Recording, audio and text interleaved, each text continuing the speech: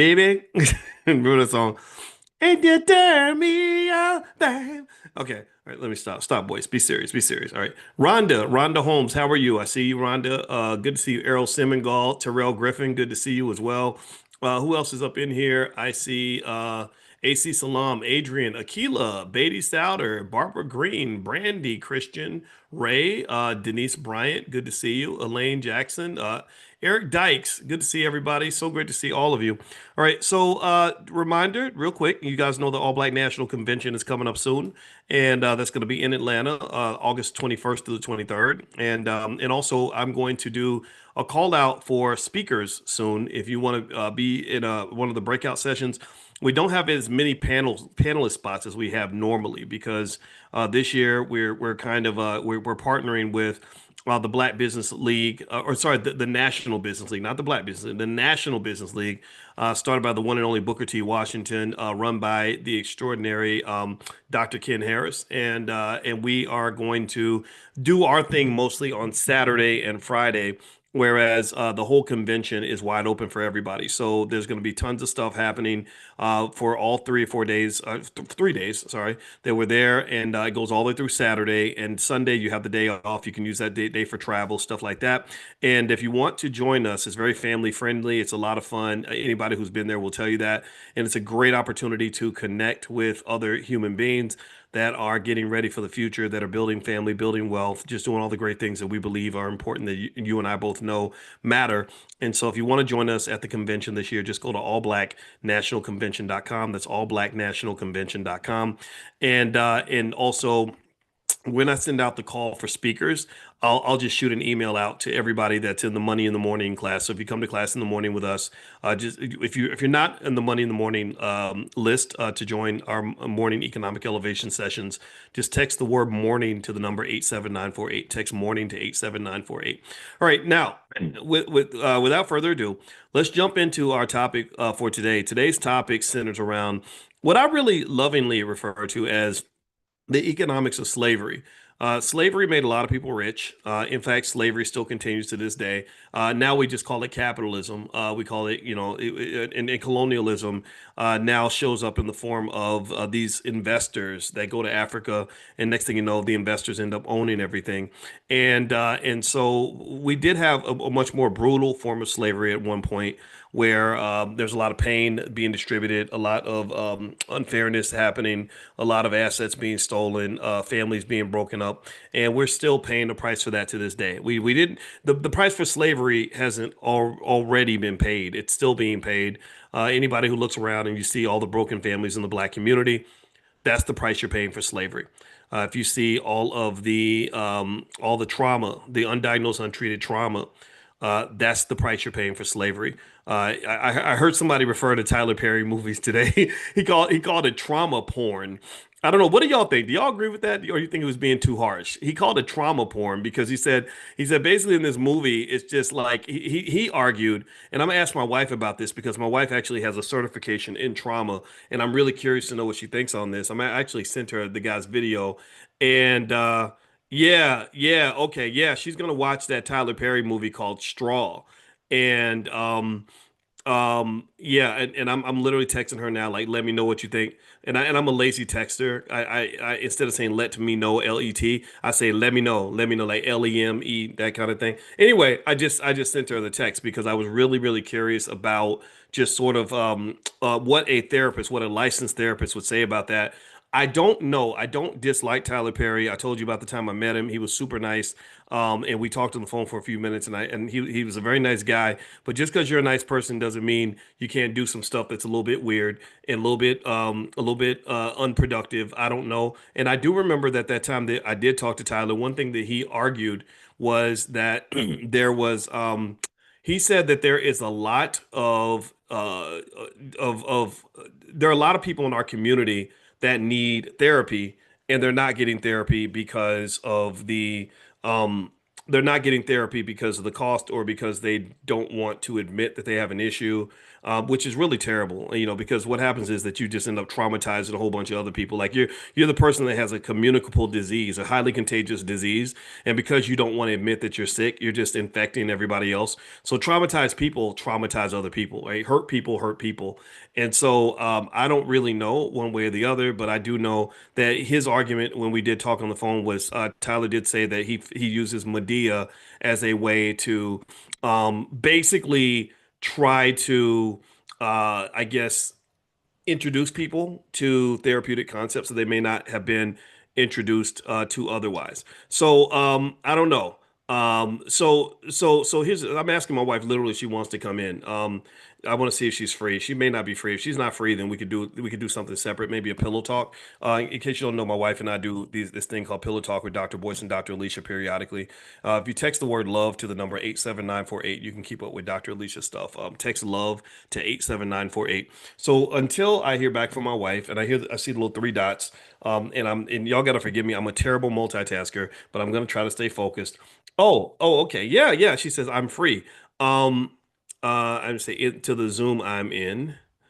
All right. So yeah, we can break it down. We can talk about it now. We can talk about it now.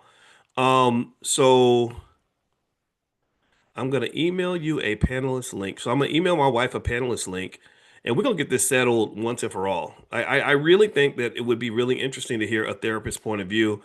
But you know what? No, we shouldn't do that. We shouldn't do that. Let's not do it now. I'm gonna say not right now. Um, I want her to watch the movie first. So give Tyler a chance because here's the thing, right? If you talk about Tyler Perry movies, one common argument that is consistently being made is that there is a story to be told about what black women go through, right? I think that the character in the film, I assume it's a single mom because if she was a woman with a good husband, she probably wouldn't have half of those problems, right? But I'm assuming she's a single mom and we know that the lowest net worth in America is that of a single black mother with children. Y'all do know that. I assume you know that because I've repeated it a few times. Let me know if you've heard me say that. And so ultimately there is a story to be told, right? There are struggles that are being had. There are ways to overcome the struggle, but in some cases, overcoming the struggle does require a level of discipline that maybe we're not encouraged to have. We're not pushed to really rise out of things or to even have the confidence to believe that we can get out of things. We're just sort of told to sit there and suffer. So what I'm going to do is let my wife watch the movie, and then I'm going to bring her little therapist self up into class, and we're going to just rock it out and do some analysis on it and try to see if Tyler Perry is being helpful or hurtful by re-traumatizing you. Because I know that a lot of people watched the movie and they felt like they were being traumatized by what they were seeing on screen. And so I don't know. I guess it's like if you are a victim of sexual assault, does it help for you to watch somebody else in a movie be assaulted? Or if somebody beat you up, does it help for you to watch someone get beat up? Or does it help to maybe watch somebody overcome it, right, in a positive way? And maybe she does overcome it in the movie, but I think she breaks down and robs a bank and stuff like that. So I don't know. I don't know. We'll get into that later. All right. So let me read. I'm going to read from Dr. Claude Anderson's book. It's called Dirty Little Secrets, and it's on his website powernomics.com. That's where you can get a copy. And this chapter I'm on page 41, page 41 of Dirty Little Secrets, powernomics.com. And the topic is freed men and freed labor. And I also want to let you know that Rianne is in the chat. Thank you, Rianne, for helping us out. Rianne is part of our support team. So if you have any questions about anything going on in the Black Business School that you want to be a part of or anything that you are a part of, just email support@theblackbusinessschool.com. That's support@theblackbusinessschool.com. So it says here, from the 15th to 19th centuries, a black Holocaust was carried out. Two-thirds of the 35 million slaves shipped out of America died en route to the Americas. So two-thirds, holy crap. I mean, that's crazy. Two-thirds of the 35 million slaves shipped out of Africa died en route to the Americas. Two-thirds of the 35 million died en route. Two-thirds of the 35 million died. I have to keep saying that because it's easy to gloss over something like that. It's easy to gloss over. Joseph Stalin used to have a saying where he said that one death is a tragedy, but a million deaths, that's just a statistic. That's just a stat. People can gloss over 1 million deaths, but if I tell you the story of one person that died, I tell you the story of Trayvon Martin, I tell you the story of George Floyd, You see people cry, you see them get affected. But if there were 20 million George Floyds, it's like we can brush over that, right? So this is 20 million George Floyds. This is 20 million Trayvon Martins, right? So anyway, it says here, in 1787, the first constitutional convention met in Philadelphia to draft a constitution that codified slavery and equated blacks to three-fifths of a human being. Following suit, the new Congress enacted the first immigration bill that placed a zero quota on black immigrants. You caught that, right? So the first immigration bill said, bring your tired, you're sick, you're hungry, you're bow-legged, bring your your 6 foot midgets, bring your one-legged donkeys, bring whatever you want, just don't bring no Negroes. Bring your cross-eyed people, bring your ugly girls, bring your people with too many freckles, bring your people with club feet, but don't you bring a black person to this country because we don't want black people here. We've got enough Negroes. So that's the first thing, right? This I maybe perhaps this might impact how any of us views the whole conversation now about immigration. Our people were not allowed to immigrate to America. They did not want black people here. They said, we don't want any more of you. We want people that look like us. So that's what Dr. Anderson is sharing with us. Thank you, Dr. Claude. It says here, at a Berlin conference in 1876, European governments arbitrarily divided up the entire African continent into colonies and then exploited them until they were the most economically impoverished nations on earth. So in 1876 in Berlin, the European governments got together and they looked at Africa and they said, no, human beings don't live here. They said, no, nobody lives here. We're going to go discover Africa and we're going to go through and we're going to chop it up and spread it out amongst ourselves. How could they do that? Well, they had advanced weapons. That's clearly the distinction, right? They'd spent so much time killing each other that they got good at killing everybody. So they were kind of ghetto. They were kind of the thugs of the neighborhood. So like a common thug, they basically said, we're going to go up and beat people up and take their stuff. And America still does that to this day. Even if you look and you study some of these wars that Americans have gotten into, it takes like 20 years to figure it out. But in many cases, these wars turn out to be bogus. I just watched a video that was basically explaining how the Iraq War was pretty much started by Benjamin Netanyahu. And they did focus groups to study what it takes to get Americans to believe in this war. They said, what lie can we tell them that they're going to fall for and get in and support this war? So they did these focus groups and they were like, okay, we'll tell them this. And then the groups were like, no, we don't believe you. And then they're like, well, how about this? And the groups were like, no, we still don't believe you. But then finally, the groups were like, oh, well, we will believe that. So what they did was they ran with that, right? So they ran with that whole story about the weapons of mass destruction. Anybody remember that? When they talked about, I think they're talking about yellow cake and all, and they even got poor Colin Powell in the middle of that, which to me ruined his legacy. I mean, that really harmed his legacy significantly that he was used to tell that lie. And because Colin Powell had a tremendous amount of credibility up until that point, this man probably could have been president. He could have been the first Barack Obama. He really could have been. But he goes up there and he tells the final lie that gets them over the hump. And next thing you know, they're in this 20-year, multi-trillion-dollar war that was obviously a waste of money, but was it really a waste of money? Well, it wasn't a waste of money if you were Lockheed Martin. It wasn't a waste of money if you were a company that manufactured weapon systems. It wasn't a waste of money if you were a company that benefited from the rebuilding of the countries that you just tore down. So this is one of the downsides of capitalism. This is why I'm not a capitalist. Don't call me a capitalist. That's almost like calling me the N word, because capitalism, and unfortunately, is very harmful to the world. Capitalism, the way it's executed in America, has not been beneficial, and it ultimately is going to be a beast that eats itself. It's ultimately going to flip in. Some signs of that are, for example, America's out of control spiraling debt levels. Eventually that's going to come back and it's going to sandwich the country and the dollar is going to lose its value. And then also the inequality that it's created. Well, eventually all the poor people are going to get together and start beating up the rich people and taking their stuff. It shows itself in the hatred that we get around the world because we force countries to have to beef up their military to fight us when they don't even want to fight. They want cooperation. We want competition, right? They want to collaborate. We want to dominate. They want to work together. We want to take everything for ourselves. And this is the energy that capitalist America puts out into the world, and that's going to be one of the problems that we have long term.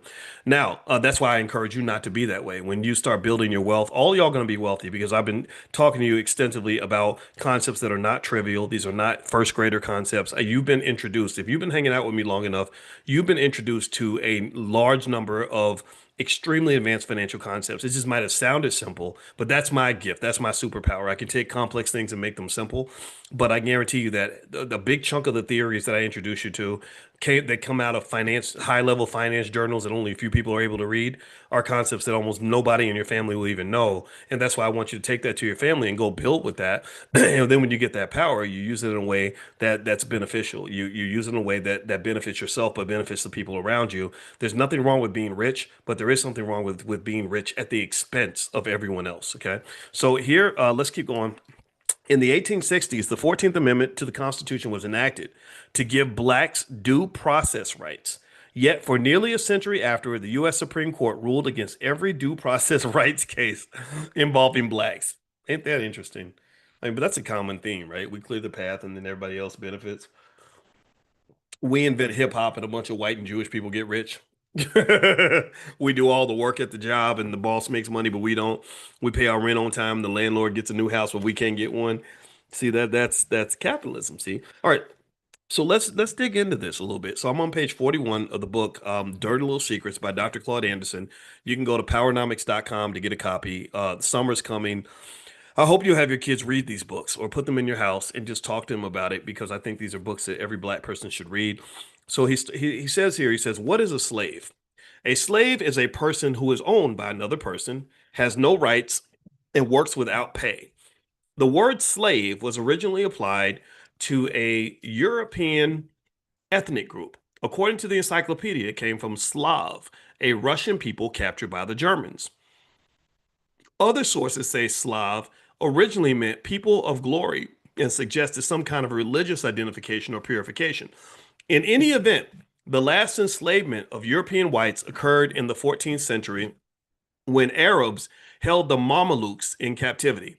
Ancient slavery was an individual matter resulting from a war, religious differences, or personal indebtedness. But in any of these cases, enslavement was based on a power relationship between the slave and the master that allowed the slave to earn his freedom eventually. In ancient slavery, intermediaries such as the Catholic Church protected the rights and property of the enslaved and required the master to pay freedom dues to the slave upon his release. The modern enslavement of blacks was different. Black slavery was a new socioeconomic system. Unlike all previous forms of slavery and enslavement, black enslavement was based upon the quote unquote accident of skin color. Further, for the first time in the history of mankind, all formal religions, nations, and ethnic groups collectively moved against and supported the enslavement of black people. Damn, they ganged up on us. First time occurrences against blacks at the same time, the rest of the world was espousing the concepts of freedom, liberty, and equality for all men, led to enslavement being called a peculiar institution. Perhaps another reason it was called a peculiar institution was because it marked the beginning of Europe's social engineering of the black race. Pay attention, this is very interesting. Before the diaspora or scattering of African blacks, Europeans considered black Africans to be exotic, exciting, but not necessarily inferior. As more and more European nations became slave traders and began to enjoy the wealth that it produced, Europeans came to classify Africans as stupid, uncivilized, and less than human. They used all reasoning at their disposal to justify why whites treated blacks like no other human beings on earth. The next section says blacks were here before the Mayflower. The first blacks arrived in America much earlier than typically reported in history books, probably as early as 1526. In the summer of 1526, 500 Spaniards and 100 black slaves founded a town near the mouth of the Petey River in what is now South Carolina. Most of the members of this group were killed off by diseases and fights with local Indians. Matters worsened for the Spaniards when in November of the same year, the slaves rebelled, killed many of their white masters, and escaped into the wilderness to live with the Indians. The approximately 150 remaining Spaniards then abandoned their settlement and retreated to Haiti. The black slaves that they left behind undoubtedly joined and interbred with the local Indian tribes. Their mixed offspring awaited the arrival of the European settlers who came nearly a century later. Hmm. A public edict laid the foundation for racism. Now, by the way, I want to ask y'all a quick question, just to be. Oh, but no. Even if you, I was going to ask you if if I've read this before. I don't think I have, but if I have, I don't care because we got to read this again. I'm going to tell you why in a minute. All right. Before the Maryland colony came into existence in 1634, newly arrived European whites and African blacks intermingled and socialized reasonably well. In 1638, however, the Maryland colony issued a public edict encouraging a separation of the races. It became the basis of public policy for race relations in America. The Council for the Maryland Colony Edict stated that, quote, neither the existing black population, their descendants, nor any other blacks shall be permitted to enjoy the fruits of white society, end quote. This public edict later became more commonly known as the doctrine of exclusion. The doctrine of exclusion. That's when they decided, okay, black people should be slaves. They're different from us. They should be slaves for life, because that's how we can make the most money. All right. Around the 1660s, various colonies picked up the Maryland Edict as the doctrine of exclusion and expanded it into enslavement laws for people of African descent. Once established, the laws became the basis for a national public policy on the exploitation of blacks that was passed on from generation to generation through social customs and public laws. The slave codes of 1705 required all individuals, churches, businesses, organizations, schools, and all levels of government to teach, justify, and enforce the status of blacks as a, quote, subordinate, excluded, non-competitive, non-compensated, managed workforce for the personal comfort and the wealth building of white society, end quote. That's a quote. That's a quote. This public policy remained in effect until the late 1960s. Mm, mm. Let's read that again. Let's go through word by word. I want you to think about how much this has resonated to this day. This policy that was in place until the 1960s for several hundred years, far longer than the lifetime of anybody in this room, longer than even long before your great great grandparents were even born. This has formed the basis of black society and how black people are seen in America, throughout the world, how we see ourselves. Listen, pay attention. They wanted to enforce the status. They put it in the slave codes. So they created systems. This is systematic racism. Don't let anybody tell you systematic racism is the white lady in the grocery store who told you that she doesn't like black people. Well, who cares about that? She don't matter. I'm talking about systems. I'm talking about codes. I'm talking about laws. So they put this in a law and they said, we're going to teach this to every individual, every church, business, organization, and school, and all levels of government. And the status of black people is, quote, a subordinate, excluded, non-competitive. That means we don't want them to be educated at the level of us. We don't want them to have our skill. We don't want them to know what we know. We don't want them competing with us for jobs. Non-compensated. Now it's switched from non-compensated to undercompensated. Managed workforce. Managed. See, a lot of you think you have black leaders, but you don't. You have Negro managers. Everybody who shows up and tells you, where you should and should not spend your money. People that show up and tell you who you should and should not vote for. The spokespeople for the black community whenever there's something that happens. That I refer to them as Negro managers. Their job is to manage you because this is part of the slave code. This was the code. The code was we need to manage these Negroes before they lose their dang minds and they start trying to get the things that we have. So subordinate, excluded, non-competitive, non-compensated, managed workforce for the personal comfort and wealth building of white society. So if I was to show you a chart, and on this chart I had black wealth, and next to it I had white wealth, right? You would know that this slave code not only was very successful, but it's still in full effect. Because what was the reason that you codified all this? You codified this because you needed to make sure that blacks were a subordinate, excluded, non-competitive, non-compensated, managed workforce, specifically targeted. The energy would be targeted to ensure the personal comfort and wealth building of a white society. So the evidence that this policy was effective would be seen in the disparity between white wealth and black wealth. Am I right? Am I right or am I right? You know that it worked because white wealth has risen to an incredibly high level. And the reason you know that it's still in effect is because black wealth is still going down. The racial wealth gap is not closing. The racial wealth gap is widening. You're not just behind in the race, you're getting further behind the race in every decade, every generation. You fall further behind. So the children, the babies, I believe the children are our future. Well, the babies are actually increasing the racial wealth gap.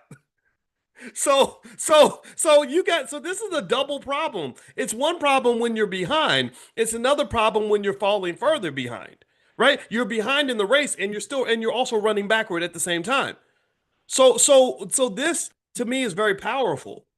This is systematic racism, systematic oppression, if you will. This is systematic exclusion, systematic subordination, systematic control, management, systematically managing these black people to make sure we funnel them in various directions to ensure that whatever energy they put into the world, they put into the economy is going to be to our benefit and not to their benefit. So the most radical thing that a black person can do in America is to put all their energy out in a way that it will solely benefit black people.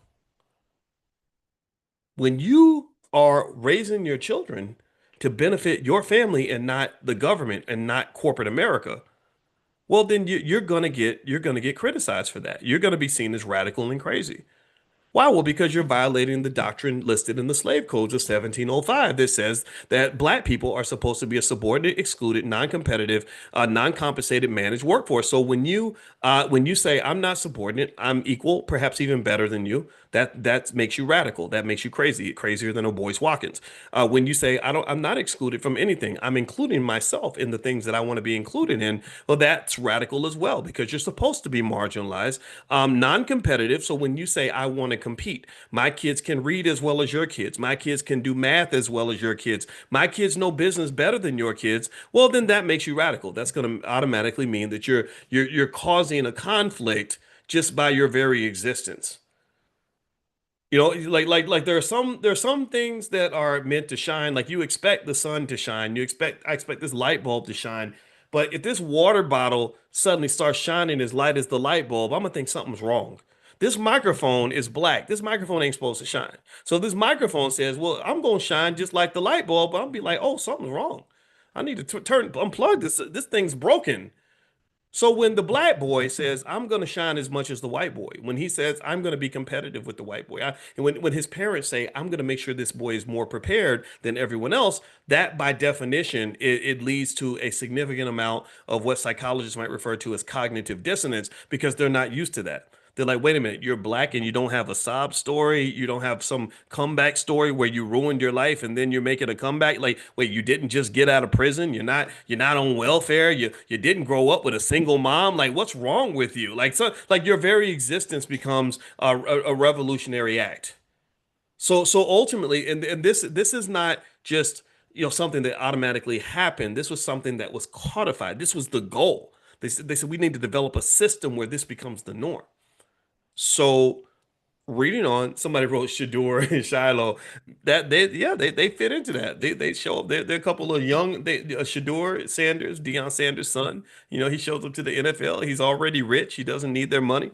He's already very confident. I think the only step beyond that, though, is that I think Shador and Shiloh are learning that when you go and you work for other people, you're always going to be subject to the rules of the people who own the organization, who control the institution.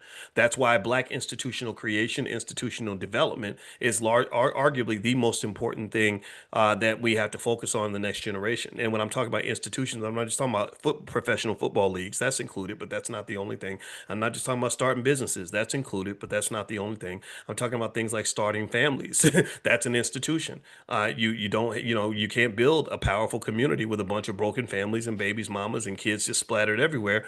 You're basically forcing them to lean on other institutions. So every child who's abandoned by their daddy has a high likelihood of leaning on another institution, the government. The government becomes the stepdaddy because you don't want to be the daddy. Or maybe it's the corporate America. That's why so many women, unfortunately, are trained to respect their boss more than they respect a black man in their life, right? So that, so ultimately institutions matter. Institutions matter. The family, business, government, all these things matter. The church. The church is an important institution in the black community. So with the church, we also need families and businesses. If you really want to be strong, if you really want to have something stable, you have to have something that gives you stability. You have to have something that gives you protection. You have to have some connection to something bigger than yourself that's going to make sure that you're okay. And I thought about this a lot because I went to go see my dad, and he stays at a place that it's a senior center. And I thought about that, and I talked to somebody, and I said, man, it's the older I get, the more I'm learning that I think they lied to us. I didn't know how important family was. I didn't know that if you grow old and you didn't invest in people and build something around you, what are you going to do when you're 80 years old and you can't remember what day it is, and you don't know which way is up and which way is down, or your health is failing. That's a scary place to be when you have no support system. So anyway, investing in those institutions is what's going to keep you safe. If you don't have institutions supporting you, then you ultimately have to lean on government or corporate America, and those two institutions pretty much have shown consistently that they don't care about you. If you think corporate America cares about you, then we probably need to talk a little bit. All right. So anyway, before I move on, one thing I want to mention also is don't forget that. If you want to there's a wealth guide that you guys can pick up for free. If you go to drboycefinance.com, there's a wealth guide there that you can grab. drboycefinance.com. Also, if you want to join us for Money in the Morning, you can actually text the word morning to the number 87948, and I'll invite you to class. Text morning to 87948. Last but not least, our real estate club is gonna meet this week, and we've got an expert coming in. I don't have her name in front of me. I should have gotten her name in advance, but she's gonna come in and talk to you about whatever it is you want to know. If you want to buy your first home, or you want to buy some rental property, that kind of thing. And I'm gonna try to find her name so I can say her name. But she's coming in this week, and I know she's good because our team vetted her.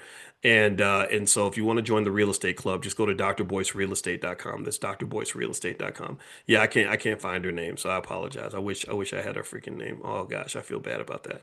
All right, but I'll find it. Don Matthews. Here we go. Don Matt. Let me read her bio. It's very impressive. Okay, so Don Matthews is going to talk about global real estate strategies for wealth builders. And basically, let me see here. She's the founder of Home Indeed Realty, and she's going to unveil how you can use international real estate as a strategic tool to reclaim your freedom, build generational wealth, and explore life beyond borders. Nice. So you'll learn how to discover global markets for real estate that are affordable and welcome Black buyers and investors, navigate the legal paths to residency, citizenship, and long-term living abroad, evaluate property options from villas to condos to raw land. A lot of you have talked about buying land in other countries. You have to be really careful because that's a great way to lose money. Shift the narrative on Black empowerment through international real estate. So yeah, so if you want to join, you can actually do a month for free. So the first month costs you absolutely nothing. So just go to drboycerealestate.com and you can join that community and speak to the experts about whatever it is you're trying to do in real estate. Okay. All right. So let's keep going here. So the next section, this is page 44 of the book, The Dirty Little Secrets by Dr. Claude Anderson. Powernomics.com is where you can get his books. And he says here that the wave of computerized technology that began in the 1960s rendered marginalized Black labor obsolete. It established a new public policy that maintained the inequalities between the races, absolved members of the majority society from feeling any guilt or accepting responsibility for what had happened to Black people, and categorically denied support to public policy or programs that would shift control and ownership of wealth and power resources from whites to Blacks. Mm. So he asked this next question: why were Blacks the preferred slaves? Why did they pick you for slavery? I think this book's called Dirty Little Secrets because these are the things that they don't teach you in school. These are not things that you're ever going to learn in any public school anywhere. He says here, it was not by simple chance that the Black race was selected for enslavement. It resulted from a process of elimination. race. So white people didn't want to enslave white people. Asians were protected by geographical barriers. Indians refused to be enslaved, indicating a willingness to die first. So what group was left? Blacks. The Catholic Church recommended blacks because they felt one black slave was worth 3 to 4 Indian slaves. More specifically, so you were the best slaves. You were like, I don't know, like the Gucci belts of slaves or something, or like the Starbucks latte version or something. Like you were the luxury slaves. More specifically, African blacks were selected and effectively enslaved for at least 5 reasons. One, they had an agricultural history based upon an extended family work system. Two, they lacked a broad sense of community based on skin color and were divided along lines of tribalism. That's why being B1 is so important. B1 is the antidote for tribalism. You have a lot of tribalism in our community where somebody says, I don't like you because I'm a Democrat and you're a Republican. That's a bunch of crap. Or I'm straight and you're gay. That's a bunch of crap. I'm a man, you're a woman. That's a bunch of crap. I'm old, you're young. That's a bunch of crap. All these I'm rich, you're poor. That's crap. I went to college and you didn't. That's crap. So B1 means you're black first. B1 means that underneath blackness, which is the ultimate barrier and protector for the entire space, you might have some divisions that exist beyond that, but they are secondary and not primary, right? Like I'm not going to stop speaking to my cousin because he voted for Donald Trump because that's my cousin. Donald Trump doesn't care about either one of us, so I'm not going to end a relationship for a guy who doesn't care about us, right? Or when you talk about these other issues, whether you're talking about gay, straight, all these other things, I think that it's a matter of picking your battles. You can't pick every battle. You can't find every reason possible to divide yourself from other people. Some things are deal breakers. Some things you just can't deal with, right? But you have to sort of pick those 2 or 3 things that matter the most. So B1 just means prioritizing your blackness. B1, top priority, one, number one. That's the number one. The number one thing that I'm dealing with is that, okay, I'm black and you're black. Before we figure out all the ways that we differ, let's talk about all the things we have in common. Let's talk about the fact that they are discriminating against both of us. They have eliminated both of us from opportunities. They want both of us to be without family. They want both of us to be without wealth. They want both of us to be without power. So maybe we can surround ourselves by the fact that we have a common adversary, maybe similar to what the Jewish community had to do when Hitler arrived. They were like, well, Hitler wants to kill all of us. So we want to make sure that we get over whatever little petty divisions we have. And believe me, they've got divisions too. If you read that book, An Empire of Their Own, How the Jews Invented Hollywood, an amazing book, not anti-Semitic, just a great book about business and how they built Hollywood. I was so impressed by it. They had a lot of divisions. They were fighting. They had a lot of different groups that like they were snitching on each other. They'd be like, he's a communist.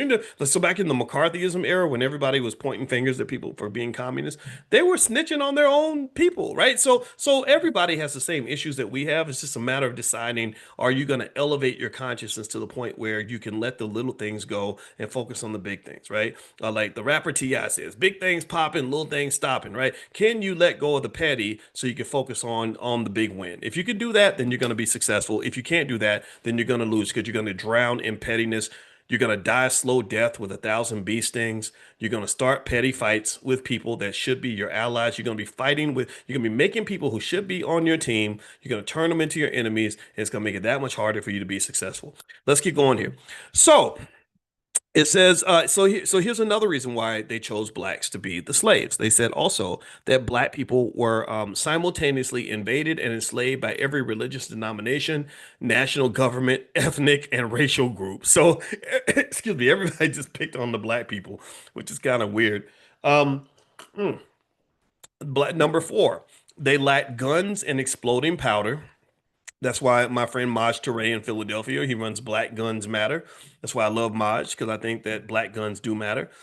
And number five, their internal disposition allowed them to accept enslavement. Their internal disposition allowed them to accept enslavement.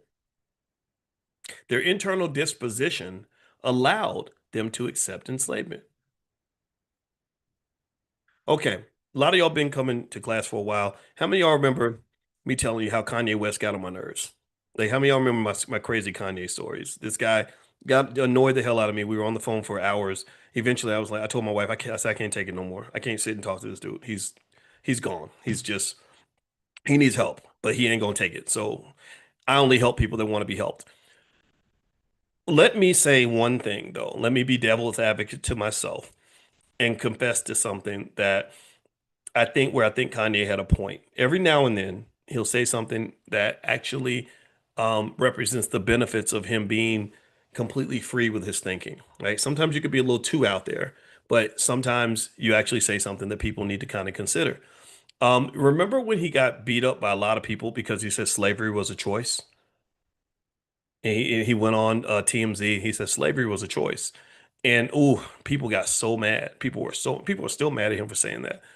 And I'm not saying that he's 100% right. I'm not, and as you know, as you can imagine, I don't. I told you I don't like Kanye. I just don't. I don't want to ever talk to him again. Um, but that was an area where he kind of had a point to some extent. It's actually, and in fact, that was why Kanye and I first started speaking, was because he reads Dr. Claude Anderson books like I do, right? And Ice Cube and a lot of people, because there's something about powernomics and that ideology that just snaps, and people say, "Gosh, I get it." Charlemagne the God, when he read Tiffany Haddish, when they flew to Dr. Anderson's house. I mean, this man is a living legend. He's somebody that deserves that honor and respect. He is the modern day godfather of our community, and I hope that we give him that respect. We should. Um, and so one thing about that is Dr. Anderson saying right here that there were some communities who said, no, slavery is a choice. There were some people, Native Americans in particular, who said, you will never put me in a situation where I don't believe I have options. I've told you all about options. We talk about options all the time. Options are the same. Options are options, whether I'm talking about stock options or just life options. Options, you know what options are. So one of the keys to remaining empowered is don't you never, ever, ever let anybody put you in a place where you feel like you don't have any options. Never, ever feel like you don't have any options. If you ever get to the point where somebody convinces you that you don't have any options, then what you're basically saying is, I don't have any power. And so ultimately, when you're talking about this point here, and this is where crazy Kanye might have been a little bit right. I'm not gonna call him crazy Kanye. My wife said you shouldn't call people like that crazy, but she was a therapist. I said, I got a therapist right here. If you can talk, if you want to talk to her, you can. But you get money, people think they know everything. But one area where I think he had a point that's worth at least considering is the fact that Native Americans pretty much believe that slavery is a choice. What's the choice? Either slavery or death. I choose death. I'll take death. And if you think about this, right? Most of you agree with this on some level. Not that slavery would cause you to choose death, but what if it was something else? What if it was you had a choice? What if somebody said, I'm going to make you kill your own child? Would anybody in this room kill their own child? Let's say that they say, if you don't kill your child, I'm going to kill you. Would you say, give me a yes if you would agree with me if I say that you do have a choice? Or would you say, I had no choice, so I had to shoot my baby? No, nobody would do that, right? Would you at least agree with me in that context that you do have a choice? Give me a yes or no. What do you think? Do you have a choice? If somebody said either kill your child or you're going to die, do you have a choice or do you not have a choice? The answer is yes, right? So what Dr. Anderson is arguing, I think this is an important point just from a spiritual standpoint, is that in any situation in life, you always have a choice. If you go to work every day and someone says, well, why are you going to work every day? And you say, well, because I have no choice. It might be more interesting to do an experiment with yourself and say, how did I end up in a situation where I feel like I have no choice? And am I really in a situation where I have no choice? Or am I in a situation where I have a difficult choice? And then you back up further and you say, well, how did I end up in the situation where I have a difficult choice? Well, Sun Tzu in The Art of War says that battles are won before they begin. That literally preparation is the key to power. So basically, the reason that you're stuck in a corner and you have no choice is similar to like the basketball player. You have the basketball player who, they tell you ever see anybody seen basketball where you get trapped, you're dribbling down the court and you get trapped and they steal the ball from you or you can't pass it, and they teach you in basketball how to not dribble into a trap because you can identify the trap before you see it. Do you follow what I'm saying? Did everybody get my analogy? Because I'm using a basketball analogy. I know not everybody's a basketball player, but good point guards, they can see a trap coming, so they don't dribble into the trap. And I would argue that for black people, particularly economically, we dribble right into the trap. And then we get in the trap and we say, oh my God, I'm trapped. I have no choice. Well, how did that happen? I don't know. It just happened. Well, maybe it's because your consciousness is down here when it should have been up here. Your court vision, your ability to see the whole basketball court, so to speak, speaking of life, was limited, maybe because you were distracted, or maybe because you just did what somebody else told you to do. Right. And then you get in the trap and then you say, well, I'm only in the, and then someone says, well, the reason you're in the trap is because you're black and there's no way out of the trap. And the only way, and you had to go in the trap because you're black. I mean, of course you're trapped. Every black person's trapped. And then you started celebrating, you start making trap music and you start celebrating being in the trap. And then next thing you know, anything that even resembled a choice, anything that resembled an option has been stolen from you. It's been stolen from you. And the thing about options, actually, when we studied stock options in my finance, when I was getting my doctorate in finance, I remember the first thing we learned about options is that options that you're never worse off when you have more options, and options usually have a zero or higher value, a non-negative value. That options are wealth. Options are valuable. If I go on my phone right now and I want to look up a stock option on, let's pick a stock. Let me see it. So if I get on here and I look up a stock, I got shares in a firm, a company called a firm. It's $61 a share. And if I wanted to sell a September 19th call option the price is 61.40, I could sell a call option with a strike price of $67, and that option would cost $6.50. If I have 1,000 shares, I could hit that button and get $6,500 put into my account immediately because I sold an option. I sold something of value. Do you understand? Options have value.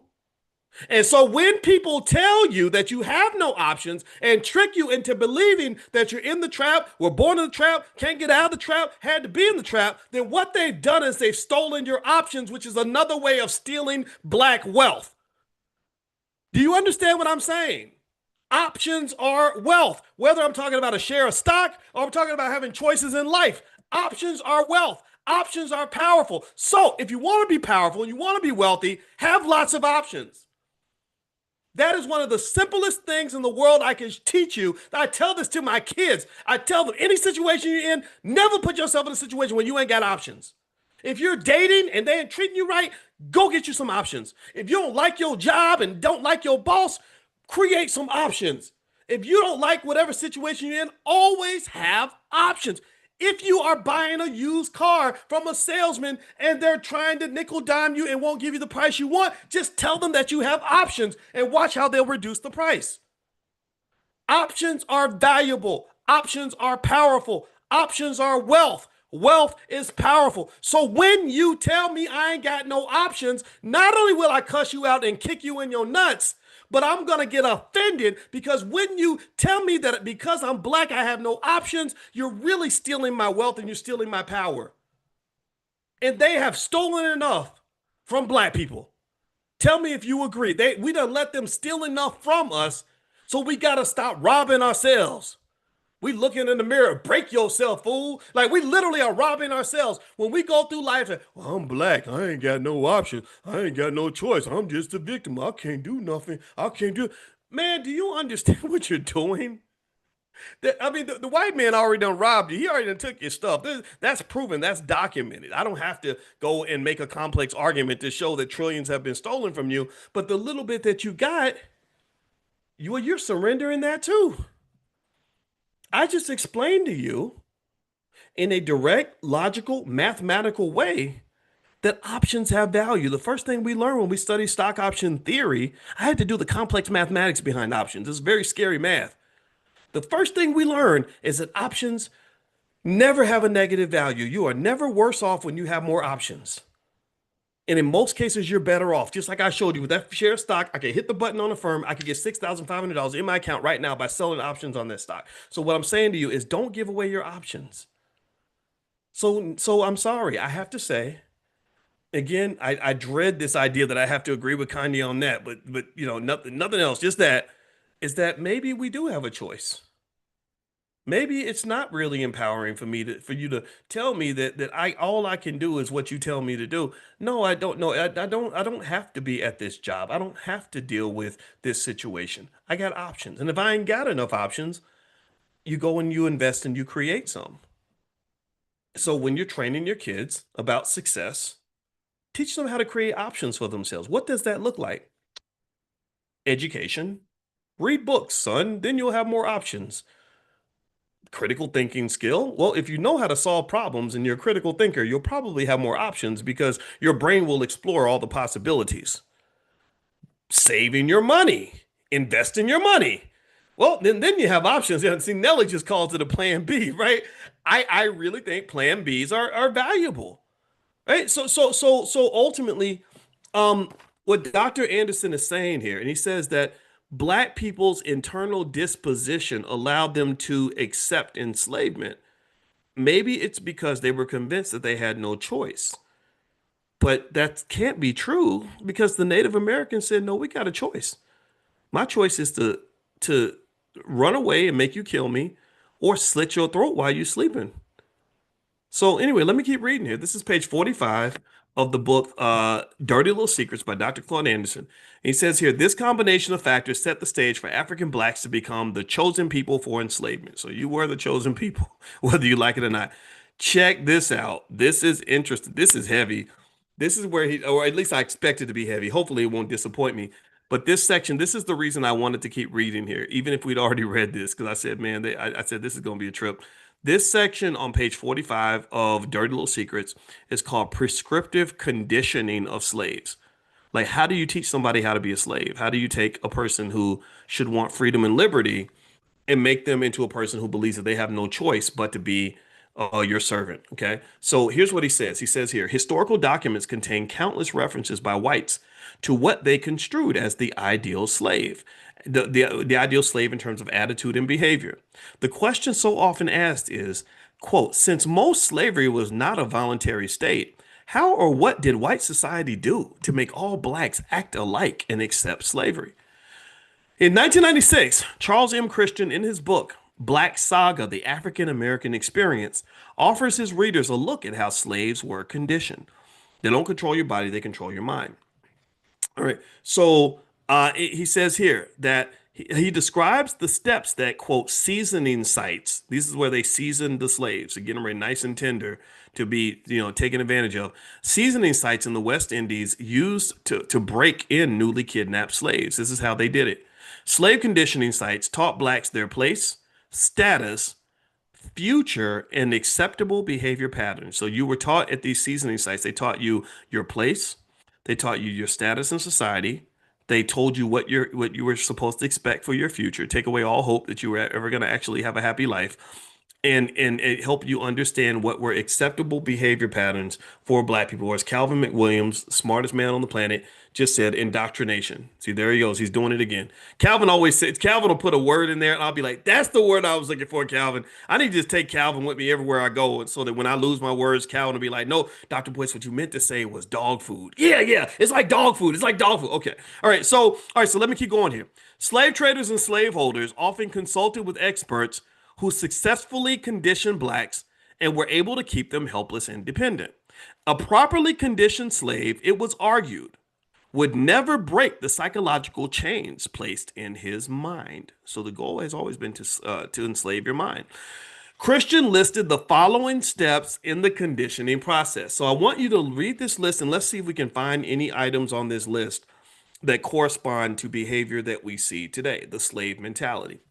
This is literally the dissection of the slave mentality. Step one, establish and maintain strict discipline to engender unconditional submission. So you get out of line, we're going to pimp slap you. Like basically, we're going to make sure that we're going to train you like Pavlov's dog, where we're going to make sure that you understand that if you mess up, you're going to get hurt. We're going to punish you. So strict discipline. Step two, create a sense of personal inferiority. Personal inferiority. And I don't know about you all, but I think when I look at media, and I grew up watching media, and you saw images of people, and the white person was more attractive than the black person. You see a black man, he's a thug, he's a comedian, he's a goofball. You see the white man, he's the hero, he's the alpha, he's the leader, he's the thinker, right? All these messages that we see present a type of inferiority. Even when you have these black schools that are full of black people, but the teacher's white and the administrators are white, but all the students are black, that creates a sense of inferiority. Or when you see wealthy people, the wealth is in the hands of white people and black people don't have much of the wealth. So you tend to think, okay, there's something about these people that makes them better than us. The news, there you go, David. That's a great point. The news obviously is another area, right? Number three, you have to instill fear in their mind. Fear is very big in the mind of in many black people. We know this, right? The trauma, the fear. If you go and you try to do something bold and courageous, unfortunately, you're going to have a lot of relatives that are going to try to talk you out of it. And these are not going to be your enemies. These are people that love you. They feel like they're helping you by talking you out of quitting your job to start that business. They feel like they're helping you by convincing you not to do whatever bold, innovative thing that you might be trying to do. When I was on the campus of the University of Kentucky, I was always a radical loudmouth. Even when I was 25, I remember having well-intended black people coming to talk to me. They would set them up. The white people would get these black people that they thought that I could connect to come talk to me, to talk me out of what I was doing. Because what was happening is, I didn't realize this at 25, was I was accumulating a lot of power. I was writing these articles and I was getting a lot of power and a lot of influence. And I was just speaking my truth. I didn't know that these 50-year-old administrators were sitting in their offices trying to figure out what to do with me. So they would send people. I remember they sent one guy. He used to be the quarterback of the football team at the University of Kentucky. He was a star quarterback, and I could tell this guy was sent by his bosses to talk to me because they thought I would connect with him, and I did. I liked him. I said, I like you, but I'm not doing that. That's not who I am. So ultimately, that fear that you see that happen a lot, particularly when you talk about if you talk about economics, right? The fear of things like investing, or just the fear of loss. Like if you make an investment and it doesn't go well, rather than having people tell you, hey, it didn't go well, but that's okay. That's how investing works. You have a lot of people that say, I told you so. I told you not to quit that good job. I told you not to try that investment. Who that Negro think he is, right? And what that does is that takes you out of the game a little bit, way too early. It takes you out of the game early, because what you should also understand is that there's hardly a successful person anywhere who hasn't failed miserably on multiple occasions. And do you know that the billionaires in Silicon Valley, I was gonna call them billicons, I should call them billicons, the billionaires of Silicon Valley, they have a saying. Do you know what their saying is that they use to build these billion-dollar companies? Their saying is move fast and break things. They move fast and break things.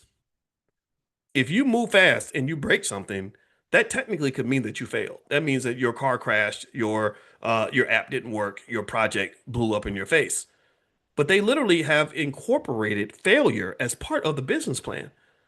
They literally incorporate. They're like, no, move fast and break things. Of course you're gonna break things. Okay, how are you gonna get fast down the road if you don't expect to crash sometimes, right? But they know that you can always piece it back together and try again. Did you know Twitter was founded on a pivot. Basically, they created this everything app. It failed miserably. They put a bunch of money into it. It was a complete disaster. It didn't work. And they went back and they looked through the wreckage, almost like a Boeing airplane crash. And they went through and they did the autopsy on this failed business. And they realized that people didn't hate everything about the business. They really liked these stupid little tweets. So these little tweets that were supposed to just be a side feature on the app became the main feature of the app. So they took what was here and they just switched it over here and created 15, 20, 30 billion dollars in value by a little pivot. So a lot of y'all been working hard, trying your best to create something new, trying to do something special, trying to do something different, and you're right there. All right, like you think you're sitting on the land of failure, but the land of success is right on the other side of that wall. And for some of you, all you gotta do is kind of pivot. All you gotta do is go into the right space, talk to the right person to give you the right idea to take what's there and pivot. Because a lot of you think you gotta burn it down and start over again, or leave it alone and walk away and say, "Oh, I tried, it just didn't work out." No, a lot of times you'd be amazed how many times I was doing something 95% right and it looked like I was doing it 100% wrong. Literally. And then I would pivot like 5%. And it's like, oh my God, I made an extra $1 million. Holy crap. Right. So literally, I'm telling you, never underestimate the power of the pivot. By getting up every morning, committing yourself to be better than you were the day before, by getting out there trying your best, by having a willingness to jump in the fire and fail, moving fast and breaking things, you are doing so much more than most other people. You are so much closer to that success than you think you are. And don't you dare think that you're ever going to be successful without having to process some disappointment. That's why I love to proudly proclaim. Sounds like I'm clout chasing, but I don't give a damn. I'm gonna chase this clout right now. I love proclaiming the fact that in the Black Business School we have the first ever Black financial therapy department, and we get the best Black therapists because I said we need to understand the psychological barriers that are stopping us from building Black wealth. We need to study that. We need to figure out. We need therapy.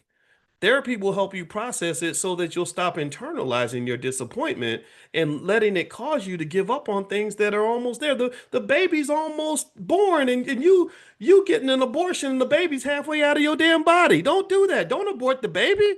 Just push a little harder, right? Just try. I really want you to. I cannot. I could tell you a thousand stories. I'm not going to belabor this point because I want to get back to this.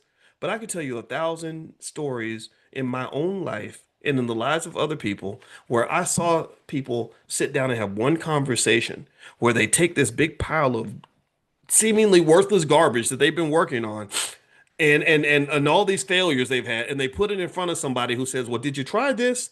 And then they say, "Oh, I didn't think of that." And they try it, and then boom, suddenly that thing that you thought was worthless is generating insane amounts of money or lots of success. This is why it's really important to get into other spaces and talk to people. Go to some business club meeting. Start a damn business club if you have to. Start a book club. Have family business meetings. The convention is the ultimate Black family business meeting. That's what that is. So come to the convention. Talk to people about what you're trying to do. You have you've got the mustard, somebody else out there got the ketchup. You got the hamburger, somebody else got the bun. And you put that hamburger and bun together. Next thing you know, you've got McDonald's franchises all around the world. But imagine if McDonald's tried to build their franchise and they were only selling the hamburger and they had no bun and people just had to eat a little piece of meat and it would literally not be the company that it is right now. So go, you got your hamburger, go find somebody who got their bun, and I guarantee you that you'd be amazed at how these complementarities connecting with other people can make a big difference in your life. And I speak from experience because that was my journey as well. All right, so let me keep going. One thing I'll mention here, just something because I like to share a resource with you guys when we talk. Here is some stuff. You guys know I've been excited about the stock market. We saw what happened with Oklo. Oklo went berserk. That was an amazing stock. But actually, there was another stock that we had that didn't do so well. It was Solar Edge. You might have heard me talk about Solar Edge. That stock had their earnings announcement. That stock went. But I bought more shares because I'm a long-term investor. Also, I'm a long-term investor in cannabis. Because I believe at some point they're going to wake up and realize that people are going to smoke weed whether they want them to or not. So here is something that here we go. Here's a link to some stuff that's happening now. Some of you may already have this, but here is I don't know if you guys were there when we were doing the whole conversation about penny stocks. But you guys should watch that because one of the mistakes a lot of people make with investing is they buy those crazy little penny stocks and they think they're going to make money. They end up losing. And so I don't want you to make that mistake. And then also there's links for the real estate club and stuff like that. And I'll try to find something else to give you. I just like to just find stuff and just hand it out to you. So and if I see anything else, I'll give it to you. But let me get back to this. Let me just read this so we can get on with our night. I don't want to keep you here all night. And I appreciate you guys coming to hang with me. Thank you so much. All right. So here, all right. So to create the slave mentality, they established and maintained strict discipline to engender unconditional submission. So there was no room to let you kind of sway off the path that they tell you to stay on. They were basically creating in sort of this unconscious connection between obedience and pain, right? They wanted you to understand that you would be in pain if you were not obedient. Also, number two, they wanted to create a sense of personal inferiority. I believe that media still does that today. I think media still presents whites as if they're better. Three, fear is a powerful weapon, and fear is a contagious virus throughout our community. It's connected to trauma. Trauma is very, very high. Trauma breeds fear. Step number four, the fourth thing they did was they wanted to teach the slave to see the world only through the eyes of the master. Ooh, ain't that a big one? Teach the slave to see the world only through the eyes of the master. Isn't that interesting?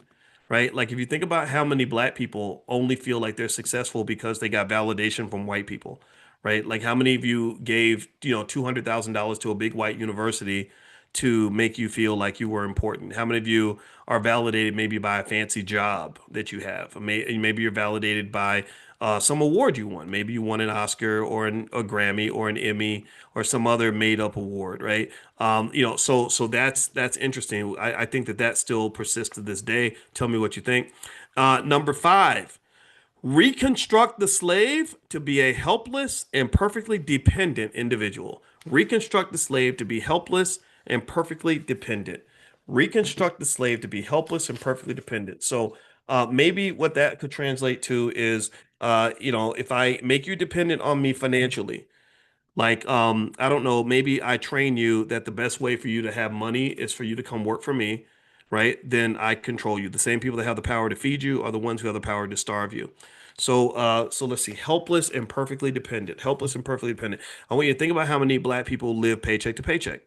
So they're really in a danger zone, right? You are living paycheck to paycheck in such a way that the only way you can survive financially is if the big white corporation decides they want to keep you on that job. So when they take your job away, you're screwed, you're scared, you're traumatized because you don't know what you're going to do next. And I'm not making fun of anybody in that position, but I'm going to tell you, I do believe that that's a plan. I think that the goal is to keep you stuck in that spot so that you aren't able to understand what freedom actually looks like. So one of the most radical acts that a black person can commit to, in my opinion, is to find some way to make sure that him and his kids are free, that her and her kids are free.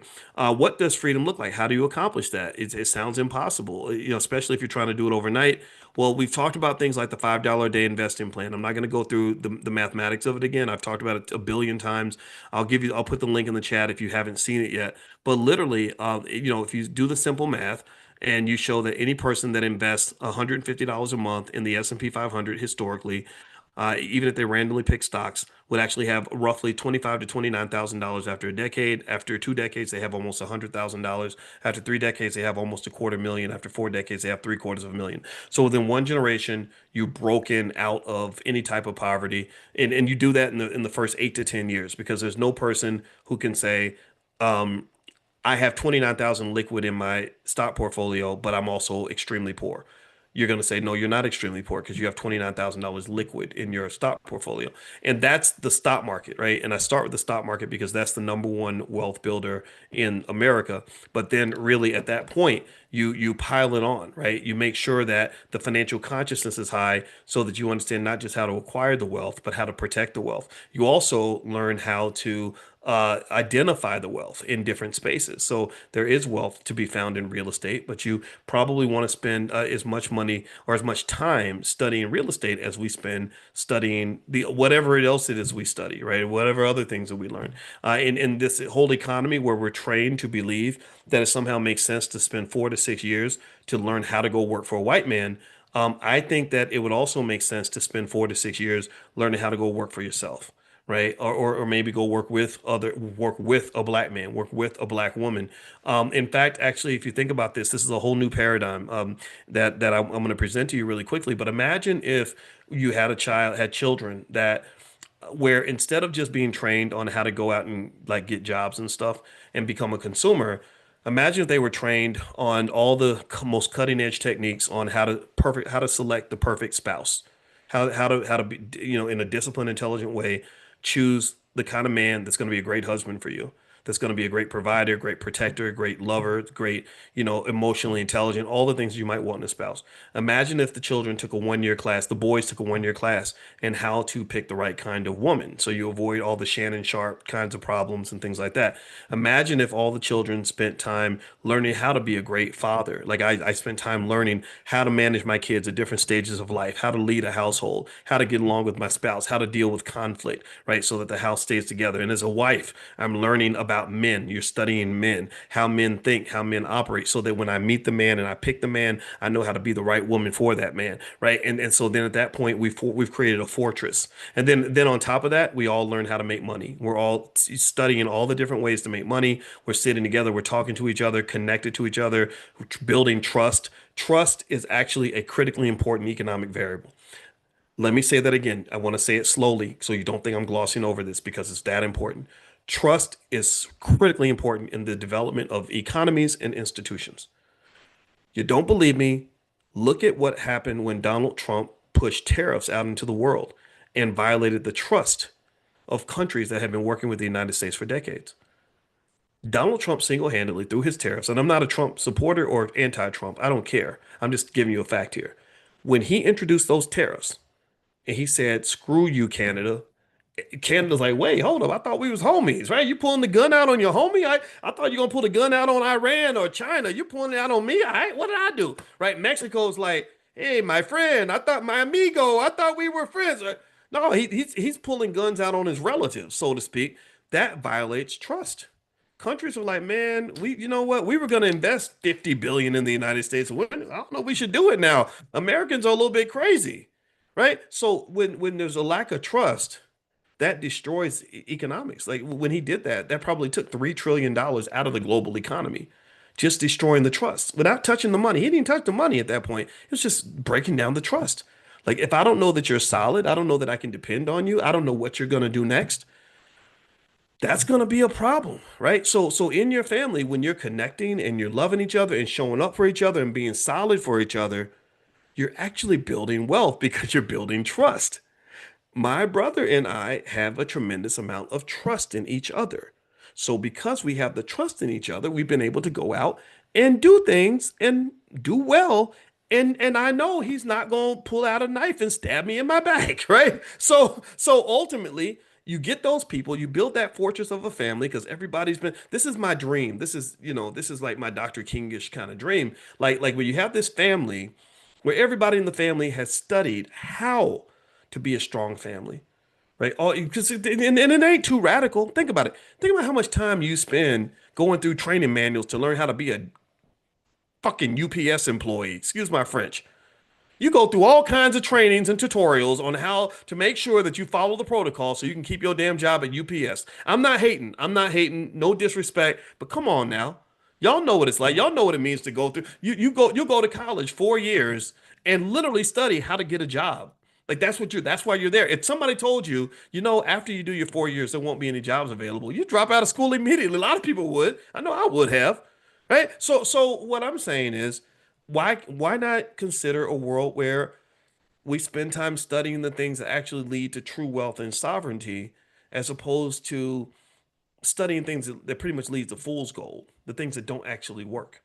So this is, I know this is radical, and I know that a lot of people can't do it and won't do it, and it's okay. But some of you, I want it to be something that you just kind of think about because I can guarantee you, you'll rarely meet a person who's in a solid, well-disciplined family where they are working together to make money together, that have committed to things like delayed gratification, who's also poor and in the struggle or economically dependent. You will almost never meet a person like that, right? Like a woman that gets along with her husband, who's a good man, and a husband who gets along with his wife, who's a good woman, and they've got 3 or 4 good kids, and they get together as a family, and they're doing business together, and they're loving on each other, and they're building together, and they're learning together. You ain't gonna find no poverty in that household. You're not gonna find all the stress and the struggle. Brandy says you're describing the Asian community. Maybe that is, maybe, I'm sure the Asians are not perfect, but there's something to that. So maybe that's what we have to study. Maybe instead of studying who they want us to be, we should study who we're supposed to be. Study who we are. Maybe study who we used to be before we became these Americanized slaves. I think that should be the new curriculum. When I build a school, that's going to be the kind of curriculum we have. It's not going to be the typical nonsense. I mean, I'm not saying that you won't learn all the regular stuff. You got to learn reading, writing, math, and all that for sure, 100%. But there's so many other things. When I think about things that have led to success in life, there are a million and one things that I'm glad I learned that I never ever learned in school. Schools, I don't think school's a place for learning. I think school's a place for indoctrination. That's my 2 cents.